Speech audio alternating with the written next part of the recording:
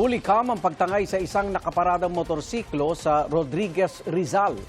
Naka-helmet ang dalawang tumangay kaya hindi nakita ang kanilang mukha. May unang balita si EJ Gomez. Kuha ang CCTV na yan sa Eastwood Drive, Barangay San Isidro, Rodriguez, Rizal, pasado alas 8 kagabi. Isang motorsiklo ang lumabas mula sa mga nakaparadang motor sa gilid ng kalsada. Kasunod nito ang isa pang motorsiklo na tila itinutulak.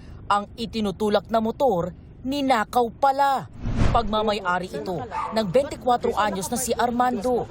Kumain lang daw sila sa isang restaurant nang mangyari ang insidente.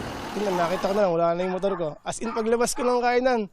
Sa isang private residence daw siya nakakuha ng CCTV kung saan nakita ang pagtangay sa kanyang motorsiklo ng dalawang naka-helmet.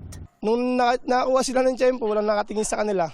Tsaka yun na, bigla na lang sinakain yung motor ko kahit nakalak. Ang gagaling nga nila kasi, yun kinalikot mismo nila, talagang nagulat ako kasi nakalak. Imposible mapaandar yun eh. Umandar pa po tapos yun nga, namatay yung motor. And then siguro sa nung kumuha ng motor, tinulak muna yung motor. Sa kuha ng mga CCTV sa ilang kalsada ng Barangay San Isidro, nakita ang mga tumangay sa motor. Minaneho ng rider na nakasuot ng light-colored long sleeves at pulang helmet ang motorsiklo. Kasunod daw niya ang kasabwat na nakaitim na jacket at nakasuot ng puting helmet.